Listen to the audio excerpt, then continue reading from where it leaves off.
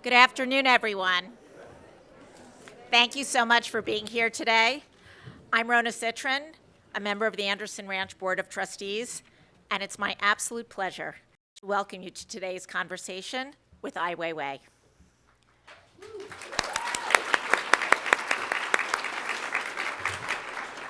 Tomorrow night, at our 22nd annual recognition dinner, Weiwei will receive the Anderson Ranch International Artist Award. We are fortunate to have the opportunity today to learn more about him and his practice by listening in on a conversation between two people who know each other well. We are also very happy to have Alexandra Munroe with us to lead today's conversation. As a leading authority and scholar on modern and contemporary Asian art, Alexandra brings to this dialogue a deep understanding of Ai Weiwei, his art, and his activism, and can help us put his work into a broader context of global art, thought, and politics. Alexandra Munroe and Ai Weiwei first met in the early 2000s in Beijing. Their friendship was truly cemented after Alexandra spearheaded an international museum petition for the release of Ai Weiwei following his detention by Chinese authorities in April 2011. The petition gathered some 150,000 signatures worldwide, and the U.S. State Department considers it one of the pivotal acts of protest that led to Weiwei's release in the summer of 2011. Alexandra's current base of operation is the Solomon R. Guggenheim Museum in New York City, where she heads the museum's global arts initiatives.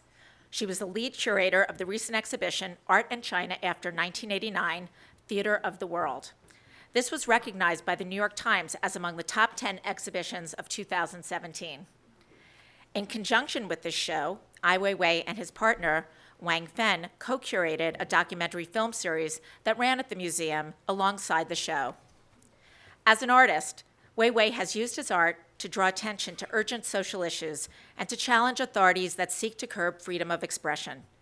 As a curator and a scholar of modern Asia, Alexandra has used her platform to radically expand the boundaries of art history. I'm proud that Anderson Ranch is a place that engages in conversations like the one we're about to enjoy today. The ranch, through programs such as our artist residencies and our scholarship partnerships, also provide a supportive and open environment for a diverse group of artists to express their viewpoints through their work. Before turning over the microphone, I would like to thank Toby Devin Lewis, the presenting sponsor of our featured artists and conversation series, and others who are making the event possible, including our National Council sponsors, Douglas Elliman Real Estate and Merrill Lynch and Christie's, and other generous corporate sponsors and media partners. All of your support is very important to the mission of Anderson Ranch, which is to enrich lives with art, inspiration, and community. To set the stage for the conversation, we will show a brief PBS video on Ai Weiwei's life and art, and then the conversation will begin. Thank you. In 1995, Chinese artist Ai Weiwei photographed himself as he picked up a 2,000-year-old urn and let it smash to the ground. If we're appalled when cultural heritage is destroyed in the name of God and state, how can we possibly defend Ai's action? How can we buy a ticket to see photos of it in a museum? How can those photos sell for over $1 million? How can this man be one of the most renowned artists of our time? This is the case for Ai Weiwei. Ai Weiwei was born in Beijing in 1957 to writer Gao Ying and famed poet Ai Qing, whom communist leader Mao Zedong initially embraced but soon after denounced during the anti-rightist movement of 1958. The family was exiled to labor camps in remote provinces until the end of the Cultural Revolution in 1976. They then returned to Beijing, and Ai, and by that I mean Ai Weiwei, enrolled in Beijing Film Academy in 1978 and co-founded a group of avant-garde artists called the Stars. In 1981, he decamped to the U.S. and settled in New York, where he scraped by, hung out with his neighbor, renowned beat poet Allen Ginsberg, and took lots and lots of pictures. He also immersed himself in art, studying Marcel Duchamp and considering the idea of the ready-made as a way to make art. When he returned to China in 1993, he met with a country undergoing tremendous change. Many were still reeling from the 1989 Tiananmen Square crackdown on pro-democracy demonstrators, and Deng Xiaoping's focus on economic development had tripped off the massive transformation of China's cities. Ai's urn dropping occurred not long after his return, but his irreverence had surfaced before that. He turned a critical eye toward all edifices of power, at home as well as abroad. Well-versed in antiques, he knew the value of historic objects and the symbolic power of manipulating them. Chinese antiquities became Ai's raw material for a new kind of ready-made, dynamically synthesizing the clash between reverence for the past and the irrepressible drive toward the future. For modernization is a mixed bag. With change, there is loss. History is erased. How can we condemn an artist for destroying cultural heritage when his government has razed neighborhoods and entire cities to build new roads, buildings, giant dams, and Olympic stadiums? Ai's work allows us to reckon with the destruction that construction requires. But to be clear, he is more of a creator than destroyer. He has repurposed wood from demolished temples and transformed it into intricate and dramatic installations. He takes a basic unit, say an antique stool, and multiplies it, compounds it, to see where it takes us. History that would otherwise be relegated to dusty shops or landfills is made strikingly, unforgettably visible. And he has found new uses for old techniques, hiring craftspeople adept in ancient joinery traditions. He has enlisted the most skilled porcelain makers in the world to demonstrate their mastery, commissioning exquisitely made copies and objects like watermelons, crabs, and millions of sunflower seeds. He has embraced the handmade within an economy whose incredible growth has been fueled by automation and mass production. He has synthesized traditionally Chinese materials to think about the part in relationship to the whole, the self in relationship to the collective. If a nation cannot face its past, he has said, it has no future. And Ai is equally concerned with the present. In 2008, when the Sichuan earthquake struck, he visited the region in the immediate aftermath and assembled volunteers to gather the names of the dead, addressing attempts by authorities to cover up the disproportionate number of school children who died because of poorly built schools. He amassed tons of twisted rebar from the wreckage, painstakingly straightened it, and assembled it into spare elegiac memorials. He arranged 9,000 backpacks on the facade of the Haus der Kunst in Munich to represent the young lives lost, spelling out a quote from a victim's mother. She lived happily for 7 years in this world. Ai has been a ceaseless, unflagging voice for the voiceless. In 2009, he was beaten and detained in his hotel room in Chengdu when attempting to testify in the trial of human rights activist Tan Zuoren. He visits with refugees fleeing the war in Syria, organized a London Walk of Compassion in their honor, covered his sculptures with thermal blankets, and wrapped the columns of Berlin's concert hall with salvaged refugee life vests. An early adherent of social media, he is an adamant supporter of free speech. He reports on his life in minute detail. He did so up until his 2011 arrest and confinement for 81 days on unfounded tax evasion charges, as well as after. Authorities have demolished his Shanghai studio, threatened to demolish his Beijing studio, and forced him to pay a tax evasion fine of 15 million yuan. He has been continually surveilled and followed, prevented from leaving his country, and through it all has refused censorship, within China as well as abroad. Not everything he does is genius, but he remains committed to reaching an ever wider public. His work does not sit firmly in the realm of art, but radiates out. He's often called an iconoclast, and an urn crusher would certainly seem to adhere to the definition. But there's another way to see Ai Weiwei, as someone who desperately wants the cherished beliefs and institutions of China's past to be remembered and resuscitated. And in that sense, as radicals go, he's brilliantly conservative. His work is deeply rooted in history and tradition. It is steeped in remembering, valuing, preserving. He stands defiantly opposed to a culture that wants to move on with little regard for the past. He is resistance to forgetting, to silence. His work asks us to consider what we value, why we value it, and what we are accountable for destroying, preserving, or transforming. He asks fundamental questions about our human rights and responsibilities. Liberty, he says, is about our rights to question everything. Out of a source of constant irritation, the oyster develops a pearl. Ai is that constant source of irritation, and we are lucky not only to bear witness to it, but to be called to action by it.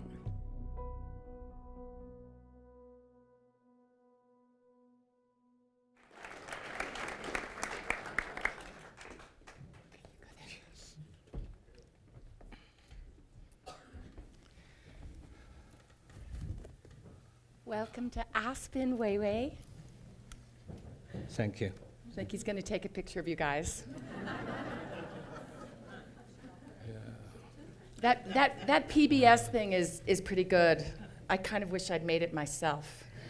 But I'm not very good at compressing things to 5 minutes, especially things as complicated as Ai Weiwei. And that reminds me, I don't have a watch today. I don't have a timer. We might be here for a very long time. And thank you to Anderson Ranch and to Nancy especially for bringing Weiwei to the Valley. And especially to the indomitable Sue Hessler and to the inspirational Larry Warsh for persuading Weiwei to come to a place that a month ago when I visited him in his Berlin studio, I said, "Do you even know where Aspen is?" And he said, "I think it's Gansu province." Which is true. So here we are in wilderness, Weiwei, but you make it the center wherever you are. We were laughing up there because Weiwei and I have been working together for a long time, and I feel like I talk about you a lot, but I've actually never been on stage publicly in a conversation with you. It's true. It's the first time. How's it going to go? Well, I'm very nervous, and see the audience here. It's a very special audience here, and I'm just shaking here.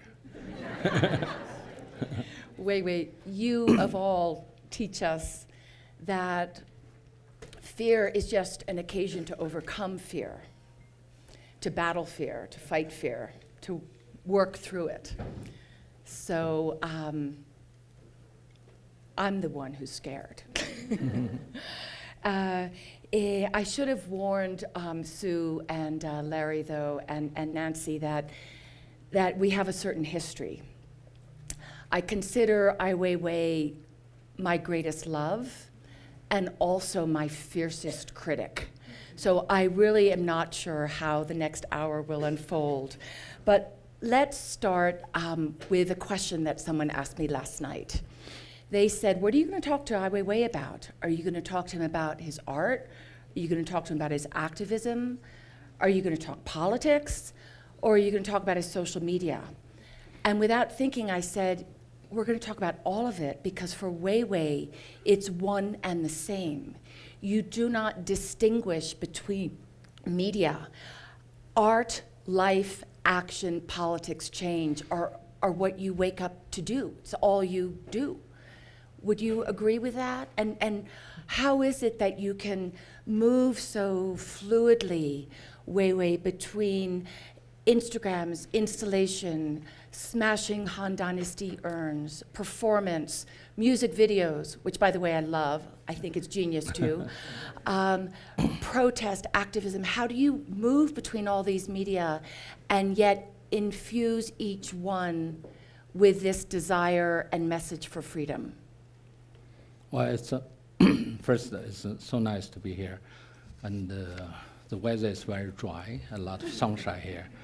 It's kind of weather I really liked. I live in China. I grew up in a province which is Xinjiang, which is very dry, and this is kind of sunshine. So I feel quite comfortable here. And the question about my activities, yes, first you have to recognize me as a cow, rather to recognize different part of the meat, you know. So I'm a cow here. I know I kind of, you know, you smile as a cow, you move as a cow, you know. And the people would look at me very differently, but I never be very conscious about it, you know. And you know, in modern society, people need categories or names to name certain kind of activity. For me, it's one, as you just described. Mm-hmm. And it's about human expression, it's about communication. So as artists, expression, of course, we all have expressions, but artists, you're more, or activists, you're more in dealing with expressions because you want your so-called idea to be presented in the right language, or to find a language. But at the same time, the communication, I mean, you need somebody to hear it or to share that kind of sensitivity. Sometimes successful, sometimes not successful. And a lot of times even misunderstood. So that's the situation. I've never heard you use the word successful. How would you measure success? I don't even think of that in terms of you or how I would describe you, and yet you are, in fact, the most successful artist in the world. As someone again said this morning, you are the most famous artist and dissident artist in the world. I guess that's success. So how do you measure success? I think success is an alarm. It only tells you you may have to rethink your condition, or you may have to take a different kind of approach. So for me, success is really an alarm. Alarm? Yes. Alarm. It's a warning. It's about, your life is like you take a journey. You are on this road, you miss that road, and you miss a lot of other possibilities.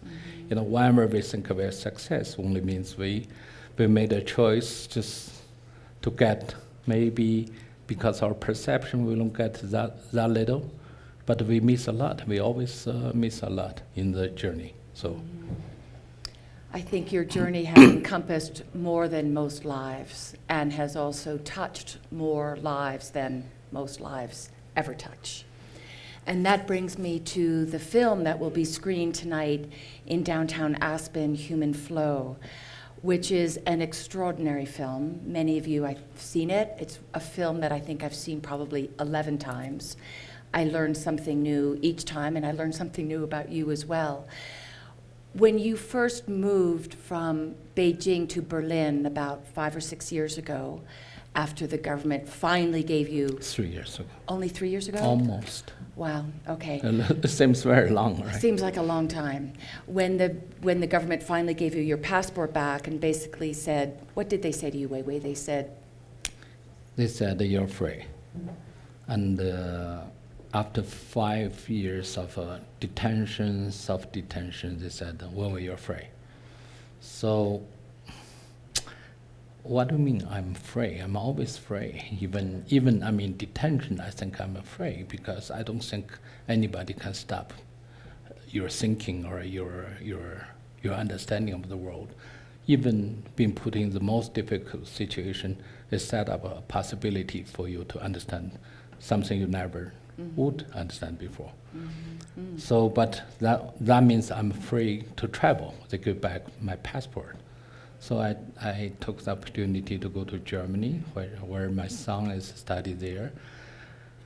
And by then he was 5. Now he's 9 now. Yeah, 5.5. So for me, it's most difficult when I was in detention.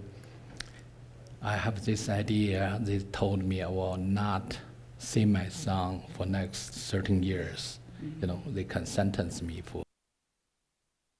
easily for the crime called subversion of state power, which means I just freely talk about my opinions on every matter. So, yeah, that time make me really feel very heavy to have a son, but not to be with him. So I'm very happy to have my passport back and travel to Berlin. And I have my studio established there. And since then, I start to make this film about global refugee situation. So we traveled about 23 states, visited about 40 camps, interviewed over 600 people in relating to refugee condition, government officials, experts, UNHCR people, or activists, refugee smugglers, or grave diggers, whoever relate to this issue. And we come up with this film. You'll see, some of you will see tomorrow or today? Tonight, okay. And why I have to make films like that? It's maybe because it's so much relate to my childhood. My father was exiled when I was born. So we always been pushed out. We never have a sense of a home because we don't have furniture belong to us. We don't have even a glass or cup belong to us. We we never know where we will go next trip or where we will settle in which town. So that kind of feeling has been with me all along until today. I stay in Germany, but I don't speak a single word of German. It's not easy to learn German, and so you still don't have a sense of home. Mm-hmm. So that's why I made this film. Yeah. Mm-hmm. Well, you've talked before about your own status as a refugee and the experience of being with your father when he was in exile. But I think what a couple of things strike me about your choice of this subject matter. I mean, first, when you left China, you also left the object of your controversy, the object of your protest, the Chinese state, but not just the temporal thing of the Chinese state, but the culture of authoritarianism that you've said so often runs so deeply, is so deeply embedded. It's not just Mao, it's not just the Cultural Revolution, it's not just the communist ideology, it runs deep in thousands of years of Chinese culture, authoritarianism, and then its modern state ideologies of totalitarianism that you've experienced, dictatorship, censorship, suppression of freedom of expression. That must have been scary as an artist and as an activist. I mean, what did it feel like to lose that object that defined you as something, you were in opposition to this thing that you hated but you also loved, and that was the content of your days, of your work, and of your activism? During the detention, I realized the state is not my enemy. But the authoritarian, this kind of dictatorship, this kind of inhuman treatment of, this culture and politics. And so human rights is a really a main topic, what I'm talking about. Also, freedom of speech. And but once you pushed out of that subject, of course, today's you have an internet. You still can comment or to be active in that kind of field, in concerning China or the problems in relating to China. But it offers me a new opportunity to look at the West, to see the conditions in relating to human rights or human condition or freedom of speech in Europe or in US or in globally, global politics. And I'm lacking of that kind of study. So I want to get involved to know more about the world history, about problems in relating to Middle East, Asia, Bangladesh, Myanmar, or Africa, What is the situation in Africa? So in China, we always think if you want to be knowledgeable, you have to travel thousands of miles. In the old time, you see that. You're not only reading the books, but Confucius always said you travel 10,000 miles, read 10,000 books, then you are a scholar.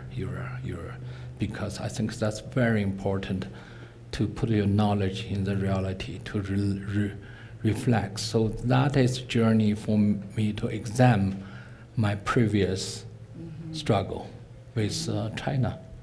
So what was the true problem, with Chinese authority?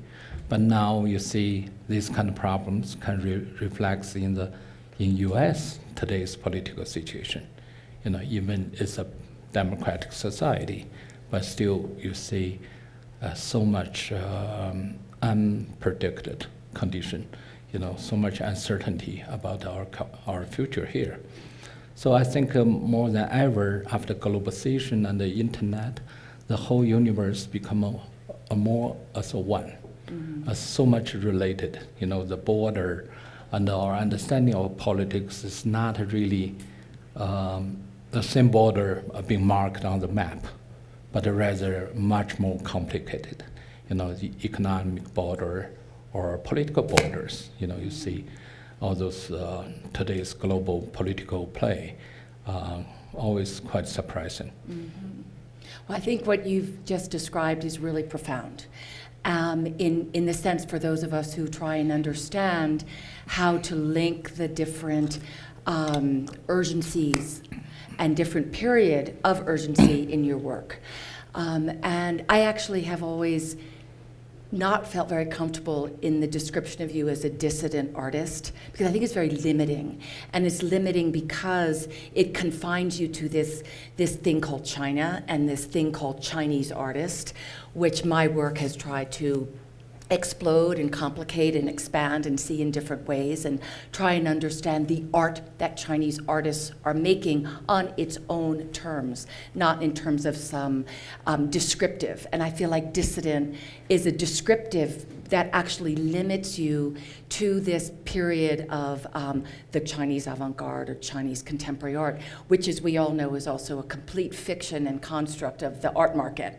But I think what you're saying that's so important is that what your real subject is, what your real drive is humanism, is human rights, is insistence on truth, and is this urge to document. I mean, all of your work, going back to the film school, I guess, and the thousands of photographs you took in New York, your documentary films, some of them are a minute long, some of them are 24 hours long, and now this new dedication you have to feature films. It's all documentary. It's recording truth. And I think that's what you were doing in China when you said, fuck you to the National Stadium. You were recording truth. You said it's a false smile, that the Chinese state, this whole Olympics thing is a false smile, when so much suffering was going on, including the Sichuan earthquake that happened. But I think what's also so moving about your work with refugees and about the film Human Flow is that you are that the state, the Chinese state, has tried to erase you. I go to China, I have to go through about 16 different VPNs to even get on the internet. And when I do, and I try to look for Ai Weiwei, nothing, zero. You have been eradicated, eliminated, scrubbed from the Chinese domain of the internet. And yet you're going after these children, these mothers, these hordes of men who have come across borders of economic disaster, war disaster, famine, ecological disaster, to give them a voice. Where does that come from? Has your own experience of having been erased, does that drive you to not have these faces erased? It's very hard to analyze yourself, actually. I have to really also study my pattern of action. I think first I have a curiosity. I really want to know people. There's people like me or in very different location or different religion background, speak very different language, but there's similarities. If you see those children in refugee camps, then you realize every refugee will stay as refugee as 25 years. And then now there's 68.5 million of people being forced out of their home. So then you feel there's no single one want to leave their home. Every refugee just want to go back to their home. It's poor. It's like poor as Africa. The indoor-outdoor has no difference. It's nothing indoor you can see as a human-made object. It's just one stove, and they can cook something. I don't know what they're cooking because there's almost nothing you can grow in there in those kind of very harsh environment. Not just one village, it's a nation or a few nations. And you see those people children everywhere, they have no education, no any kind of security. Women have no any kind of security. Then it becomes some kind of a trial about yourself. You think, okay, I'm so privileged. I'm so, being seen as an artist, his voice can be heard. Then you think, can I share some voice? It challenges my practice. Is if I can be called any means by successful, and I cannot do anything to help with this kind of condition. So then you feel ashamed. You feel, why? You basically live a double life. You have two sets of a moral system. You don't, so that is challenge. It's self-challenge. It's nothing else. It's just have to say, okay, maybe I can do something about it, but not necessarily, the language may not necessarily being accepted or understood, because basically the world is so divided in too many different levels or too many layers, and the media and the political situation trying to divide people that way to make it feel safe or stable. But same time, I think it's totally wrong illusion about humanity. To think something can be separated. People are not created equal. They should have equal opportunity. To shine the life and to take the only opportunity to live once, to give them some equal chance. But this is far from the reality. So that's how I somehow. Sometimes I get involved. I don't even think I'm fully equipped to dealing with this kind of situation. But I do get involved. So you certainly do. You just came back from Bangladesh and from Myanmar, and you visited the largest refugee camp, I think, in the world, right before the mud season and the typhoon season. Can you just tell us one story? We followed you on Instagram. It's all extraordinary. And also what you're going to do with this new material. Well, Bangladesh is one of the refugee camps we featured in our film, Human Flow. But right after finish our film, like a year before, the camp developed another 700,000 refugees from Myanmar. So the camp now become 900,000 refugees, which is almost unthinkable. I just want to see the camp, how this 900,000 people would stay in one camp. So I brought my son, my girlfriend there. I told them, it's part of their school vacation. I was trying to bring my son with me. And if I have to use single sentence to talk about that camp, it's very unique. It's very different from all other camps, other 40 camps all over the world. Those people are very much like, they don't even know why I'm there. They don't expect anybody would help them. And they don't asking for that kind of help. They're so pure, innocent people, seems not well educated, but kind, very, very kind. And it's not a single person refused to be filmed, but if you interview them, they don't know what to say even. They never educated can give a clear talk about their situation. So they're very, very innocent. I never met a group of people so pure and so they desire, they really, really need help, but seems they don't even asking for that. They, of course, in today, they're being forgotten, 900,000 people in Asia. It's just a number, it's not an individual. Yeah, so there's a lot of stories, but if you they're Muslim. Can you believe this? Muslims being pushed out by Buddhist. Yeah. Myanmar is Buddhist society.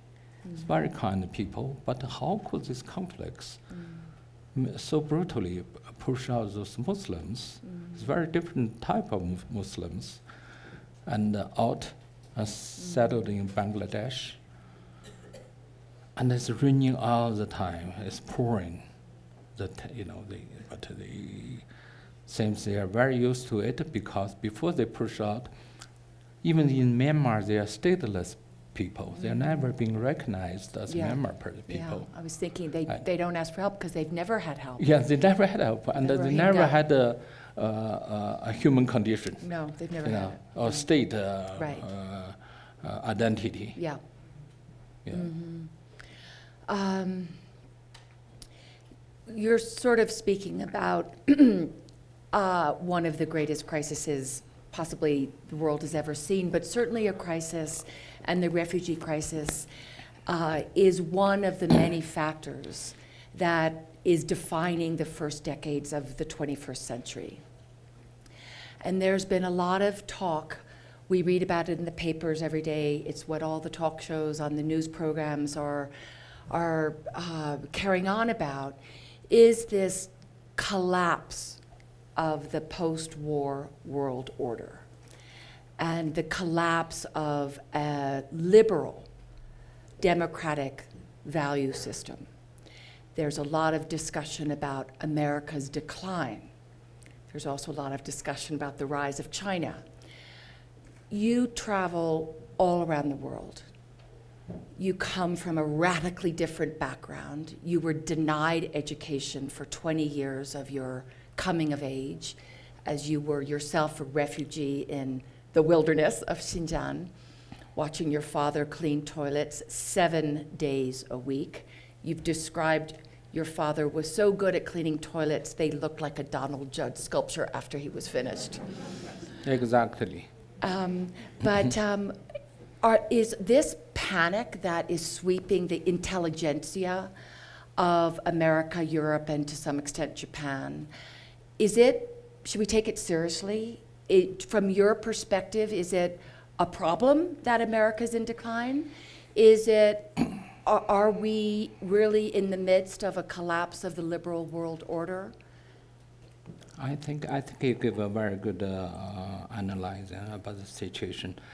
We are living on a stage really. We have to carefully examine our humans' future, globally, the situation, especially after globalization, after today's internet. One hand, we feel so powerful, we are so equipped with scientific development, but at the same time, all those hidden problems come from the globalization, from the vast development of capitalism.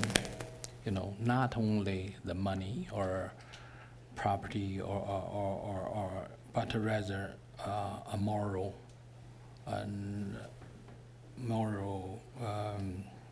conditions of the society. How we look at ourselves, our development in relating to human future, rather not, there's no such thing as American future or Chinese future. It's only our global future. So we should understand it, because after the Cold War, still the world is very, very divided. Till the past 20 years, the globalization and it becomes such a complex in the political situation and the economic situation. But the problems we're facing today are not being clearly dealt by liberals or the intellectuals. And we so-called liberals or intellectuals in the West are on the same boat as the so-called the populists or this called rightist movement.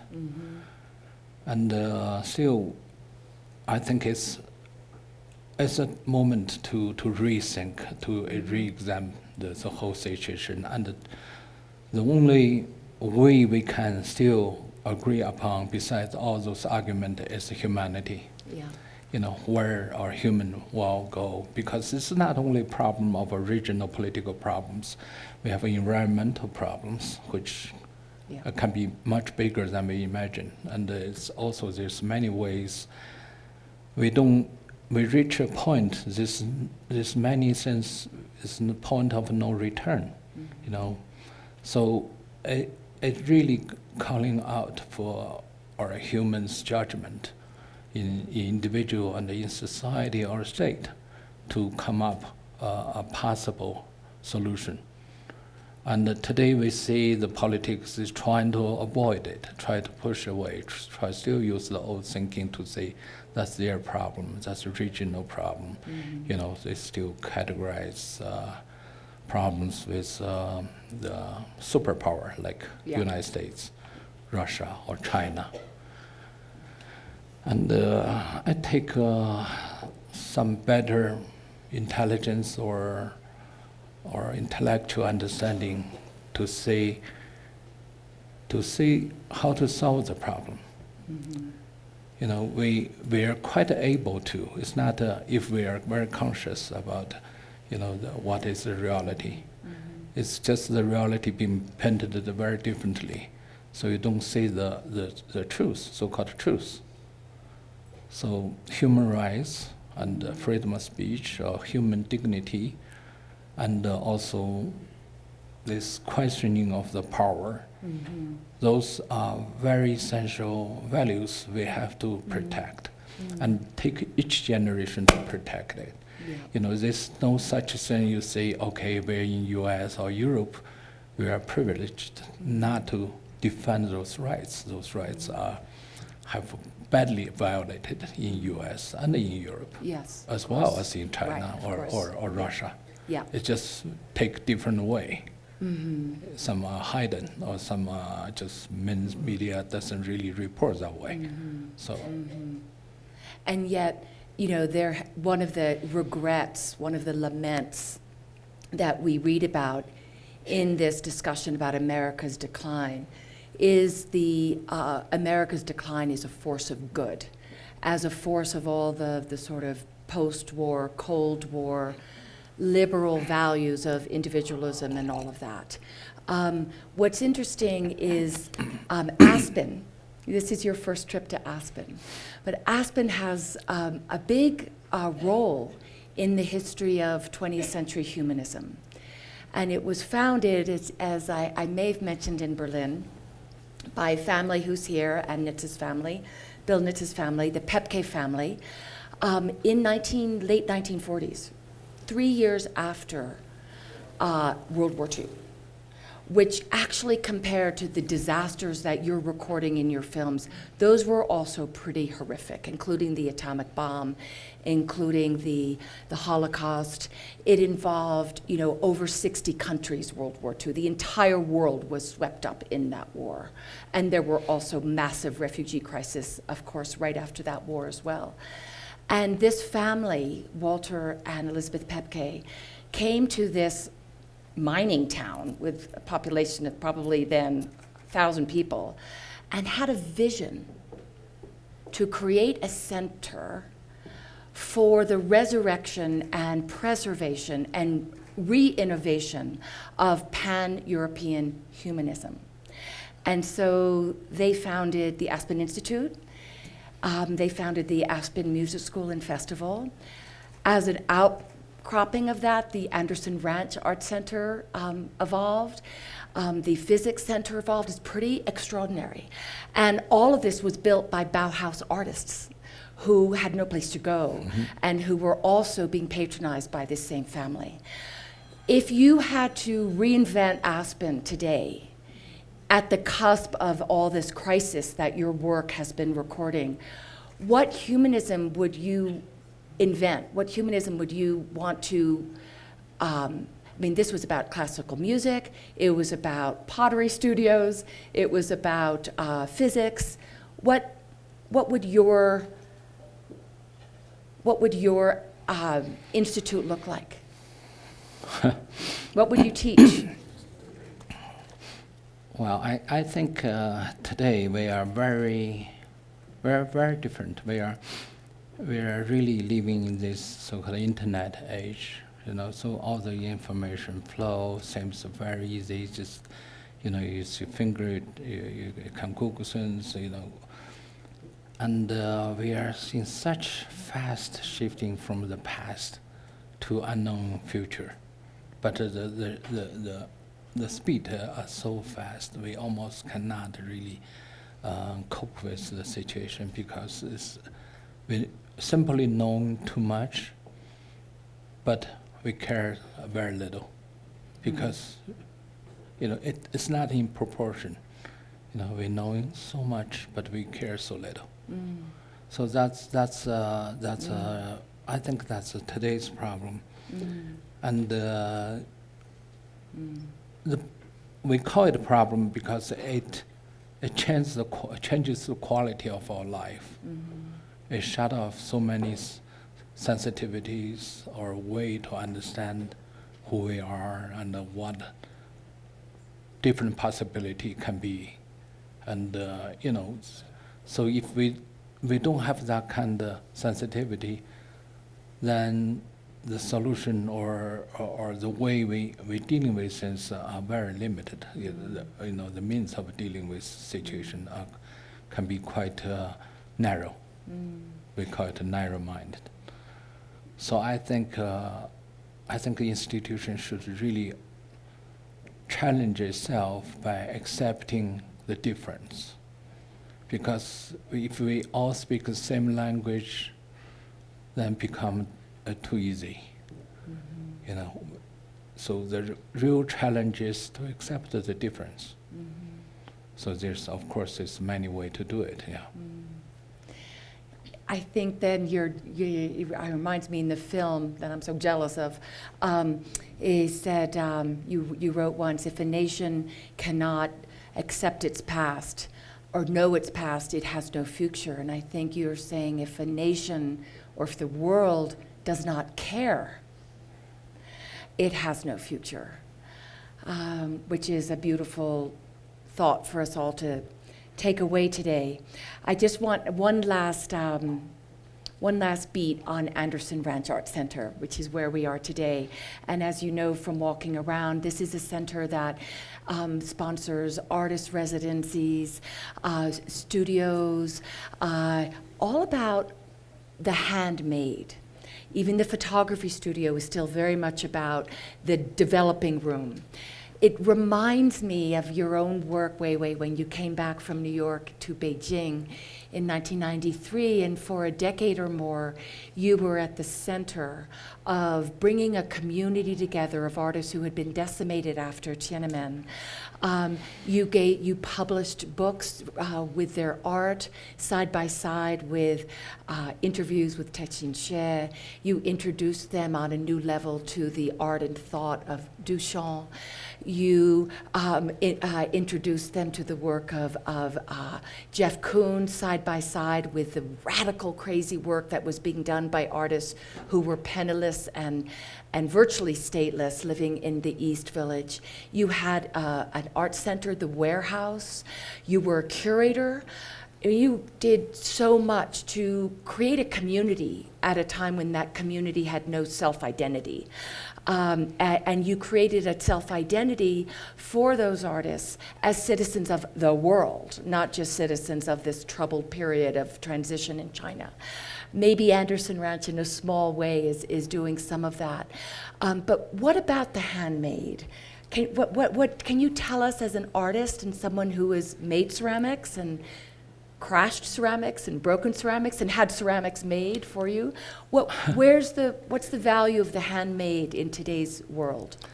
I still think the handmade are so important because I met all those craftsmen.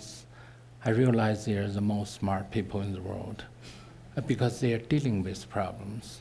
They touch us, they're sensitive, and they know the material, they know the form, the shape, it takes so long, it become part of them. It moves very gracefully because, then you realize so-called intelligence is the way of making. If we think something is meaningful only because it's functional, otherwise, where does the meaning come from? Mm-hmm. So that functional means how you make the functional. So more than 90% of our intelligence are relating to our hands, our way of sensitivity to carry out your language, to extend your feelings to another person. So all those things are so much related to craftsmanship, and we are, as human, we are pleased by a fine language, fine carrying out of expressions, and makes us feel sometimes satisfied, sometimes make us even feel dangerous, because it's leading to new experience, new possibilities. So I think this is always wonderful. People are fortunate. People can working with their hands. Wonderful. Thank you so much. I have no idea what time it is, but something tells me it's time for questions. So, Weiwei, are you open to taking some questions? Sure, obvious. Yes. I see one over there. Do we have mics? Thank you. Thank you so much. You're so good at it. Huh. You inspire. No, I never know. We were so serious. No. We were so serious. Can someone make him laugh? He's got a great sense of humor. I just have to tell you one thing. So I said to him, what's it like living in Europe? He's living in Berlin. And he said, it's like living in your grandmother's furnished apartment. So will someone ask a question that gets this guy going on his humor? Because this was way too serious. I don't know if this is that question. That's a tall order. But Weiwei, welcome to our town. We're so glad that you're here. I wanted to ask you, in light of the handmade, could you talk a bit about your inspiration in the Sunflower Project and how you incorporated so many craftspeople that are very overlooked in the project and how that worked as a unique process? Well, Sunflower Seeds Project is come from an invitation of Tate. So they asked me to see the location. It's huge. The Tate, how do you call it? Sunflower seeds. Yeah, The Tate Turbine Hall. Yeah, Turbine Hall. And it's redesigned by my friend Herzog Demrong, and it's quite successful. But for me, someone come from China, it's really a challenge to really make a big projects. And in every work before I make, I'll have to think about the shaping, how to structure it, or if Chinese authority would stop it, anything can happen. So I always have to do things in thinking about something else, not exactly as just the art part, which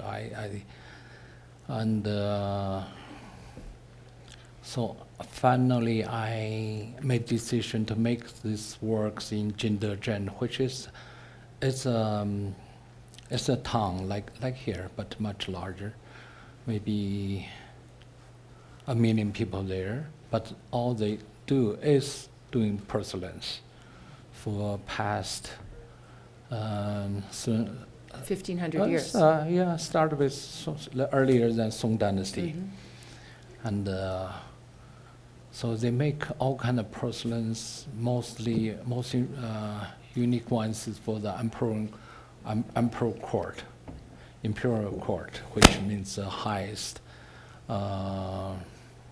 technology or understanding or required. So I visited that town. I see everybody knows how to make porcelain, so I decided to make this something very little, very small, so everybody can put hand on.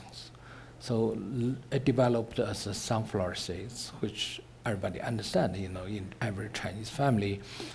Even in the poorest area in Chairman Mao's time, during this kind of meeting, people would eating sunflower seeds, as a snack. And or they watching a film outdoor, they would also eat that. Or a wedding, or a state, some kind of, any kind of occasion. Or people see each other, they will pass a handful of seeds, they will start chat and start to eat. So I think that is bring back the memory of my childhood. Even in the most difficult situation, people still have sunflower seeds as part of communication, or become an act of quite symbolic. So when I said to them, you just make sunflower seeds, people are very happy, they're laughing, said, okay, that's easy, just paint it. They're all very skillful. It's not easy to do it.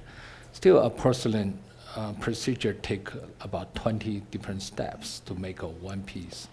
But for them, it's very normal. So those women can bring home some cast seeds as already sculpted. So besides before they taking their children to bed, they still can work for a few, or before the cooking in between, take care of other things. They can make some drawing. So it's a very beautiful act in every household. They all make sunflower seeds, but they don't know what purpose. You cannot even explain to them for one exhibition, for what, and why you need so many, because I cannot tell them it's too large. Simply the space is too large.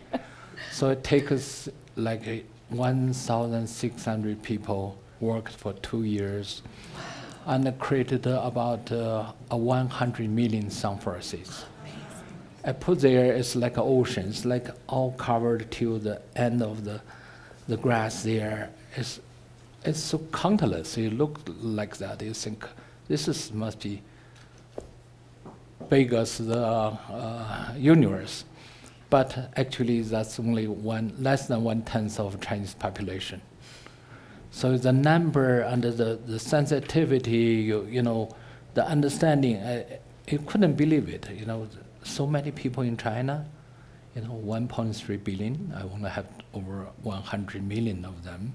It take already 2 years. If I make that, I would take me another 10 or 20 years to create that. It's unthinkable, But that's a story about it. And Takes conceptual art to a new level. yeah. So once I show it, it's so interesting. People enjoy it. They sitting there. They start to taking home.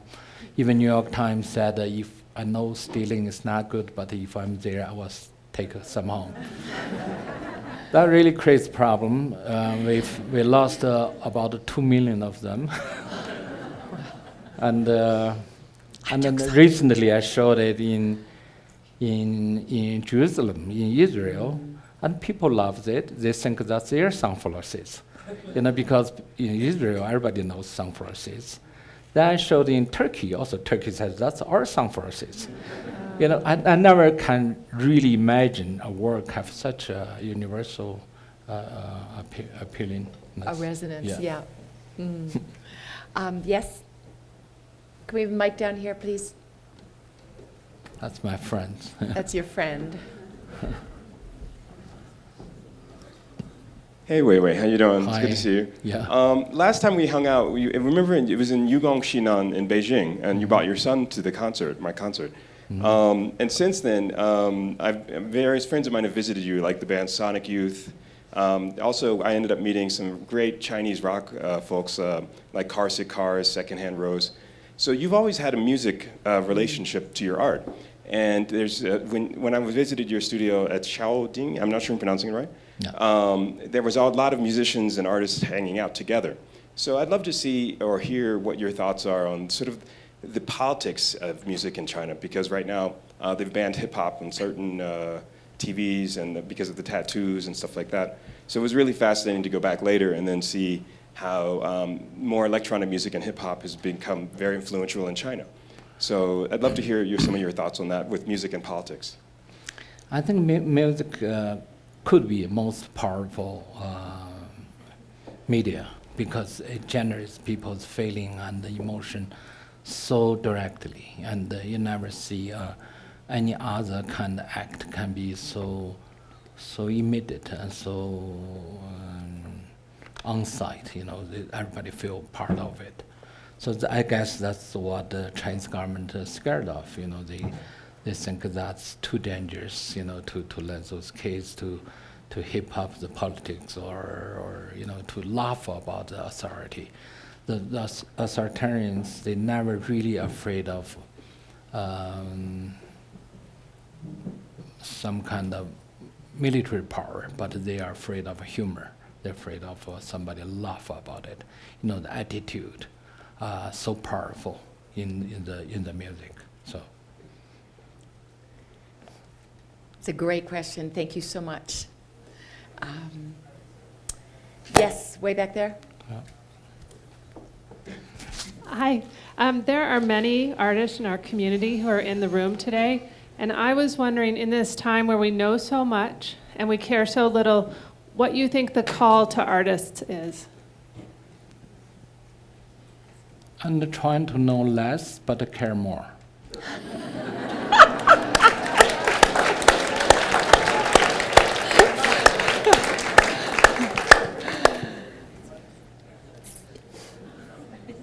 Do we end on that, or do we ask more questions? Yes, gentlemen. One Okay. second. Yes. We had another visitor several years ago who was very famous for his laughter with a huge belly laugh, the Dalai Lama. Have you ever met him, and what did you talk about, or did you tell jokes? I met him in 1989, right after the crash of the student movement in Beijing. I never thought he's a Tibetan because he looks like an old Chinese man, very intelligent and very human. He has such deep humanity and wisdom. And I didn't really talk that much because just by listening to his talk and his gesture, he has such a power, and I still admire what he does in the world. But on the other hand, you feel the authoritarian doesn't give a damn shit about it. It doesn't matter. There's maybe another 10 Dalai Lama or another 50 Dalai Lama. Still, those government are so powerful. They know how to deal with the situation, and they don't care. And that's a very sad part about it. Because their existence are simply against this kind of wisdom, So it's really, it cannot shake it. There's no space for any kind of negotiation. So. A reminder that the state religion of China is atheism. It's pretty powerful to have that as the state religion, right, Weiwei? It's true. It's true. Any more questions? Yes, way back there. We'd love to hear from more artists too. You said during the time of your house arrest, you did not let it make you feel imprisoned. In your studies of the human condition, as well as your time personally getting to know refugees, what would you say it is that allows a human to feel not imprisoned by the immense challenges that they're up against? Yeah, so how can a person who is in the state of deprivation feel not deprived? How could you be in I think somehow it's prison all, and feel free? Yeah, all relate to how we understand ourselves. When we see we are imprisoned, there's always in the sense we never can be imprisoned.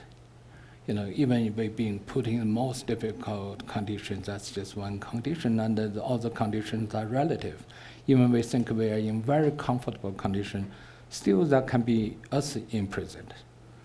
So it's all depends on how you judge your freedom, physical freedom, and your mental inner freedom. Mm-hmm. Yeah. Yes, Nancy, excuse me.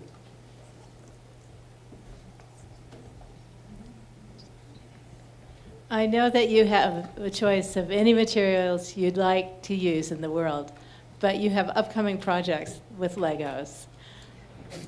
Is this because you have a desire to play? Yes, there's so many things I'm not so familiar with, and but it's already existing language in the public domain. You know, my son play Legos. I don't understand why he keep buying this plastic cubes, and you know, so then I had a little problems when I started working with Legos for the political prisoners in Alcatraz. And they said they were not selling me Legos because it's for using for political purpose. I put that little note on internet, then it generates a huge discussion. And there's over, I don't know, 12 museums in supporting my position. We started to collect a lot of Legos from all families. And so I always liked those kind of discussions.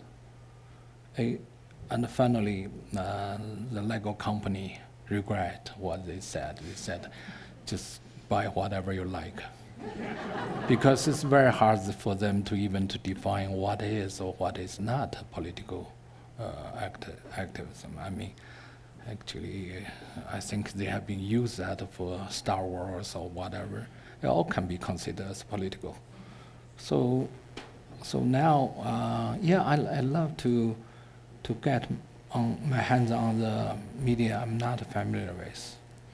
And in that kind of challenge, I get joy and always get surprised. I think the Lego company learned what the Chinese government had learned, which is don't fuck with Ai Weiwei. That's true. Yeah, it could be true because you. Yeah, if you're being playful, very often, you know, my son being very playful, very often I lost patience. I said, and I just don't want to hear about it anymore, because there's so much energy, so powerful, and you know, you cannot cope with that situation. So as an artist, I think I've been quite, I have a lot of bad ideas, and whatever the difficult situation I'm in, it will trigger those ideas. And that's why I think Chinese government said that maybe you better just leave here and to give trouble to the other people. We love your trouble, Weiwei. Are you good for a few more questions? Yeah, sure. Okay. Yes, back there. That's you, yep.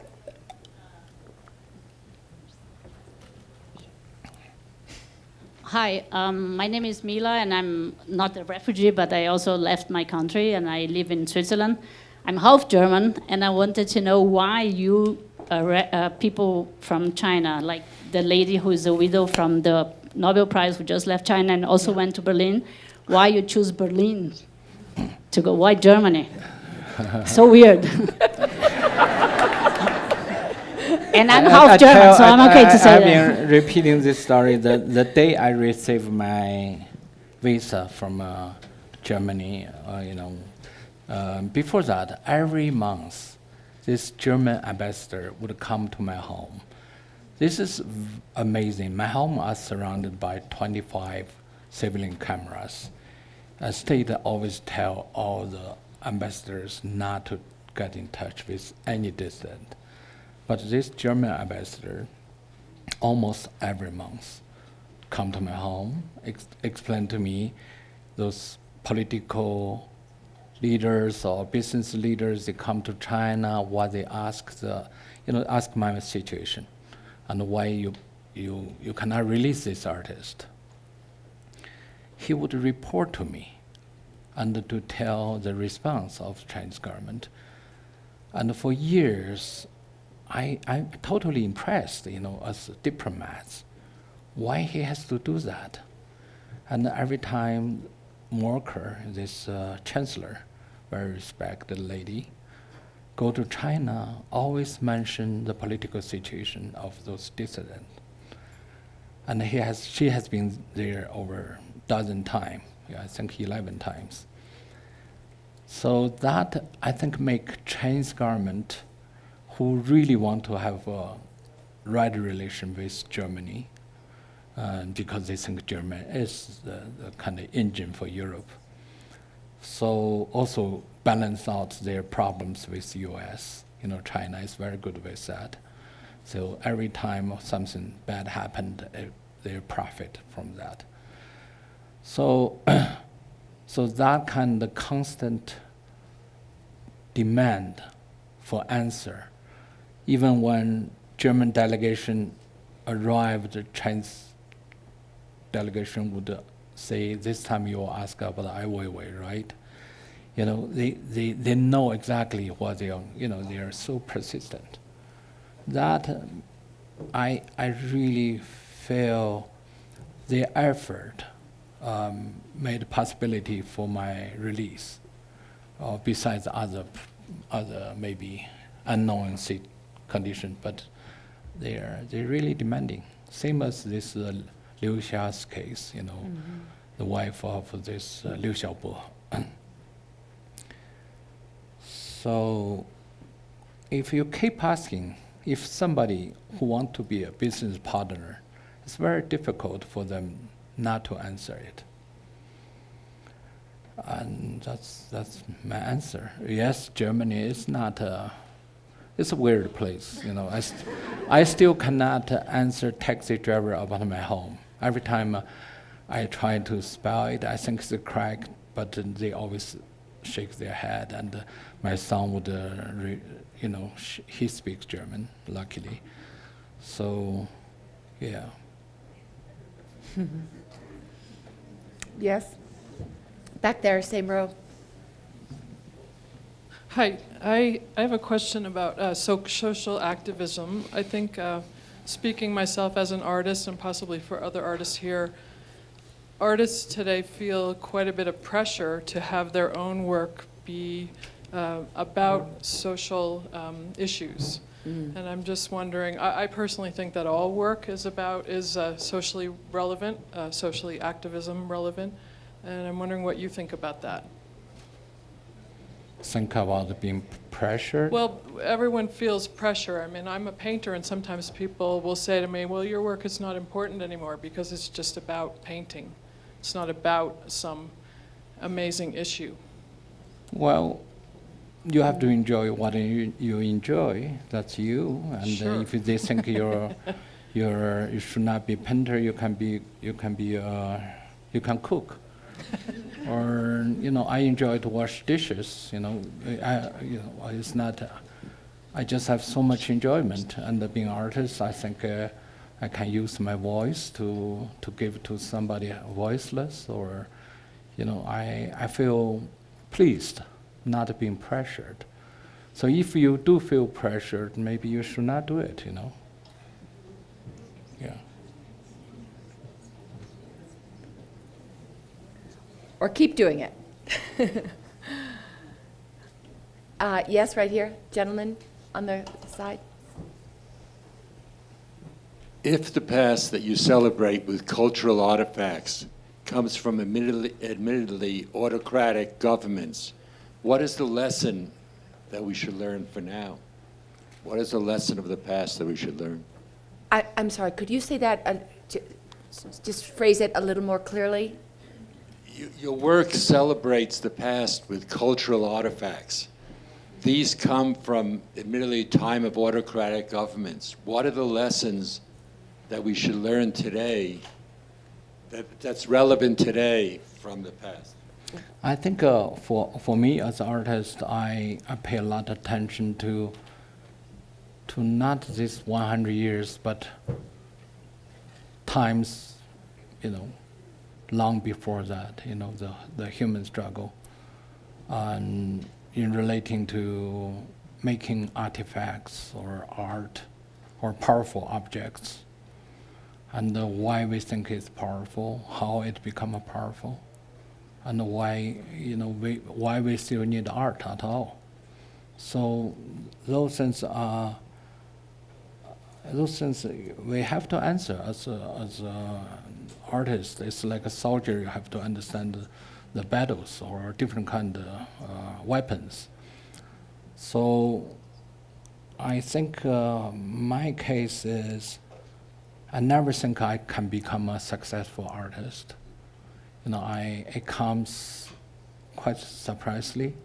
I had my first show 2004 in Switzerland, a gallery there, a museum there actually. I had my more museum shows before I have a gallery shows. I'm a person very strange pattern, and maybe because my struggle with the Chinese authority made my name very loud. Even the police, secret police, asked me, Weiwei, is that true because us made you famous? I said yes. It takes a powerful state to make a powerful artist. So if you don't have powerful artists today, that means you don't have a powerful state. So. Yes? This is going to be the last question. As a refugee in Europe, what do you miss most about China? I don't miss anything about China because I never feel China is my home, because I was being always discriminated since I was born. My father was always being seen as an enemy of the state, even his most beloved poet in China. So what I miss about China is little, like you listen to people chat, you don't even care what they're talking about, but you recognize their language. Or some Chinese food, you only miss it when you go to Chinese restaurants in the West. You would say, oh, that's not Chinese food. You only miss it because you're trying to come to the truth, to see. So I don't miss China that much.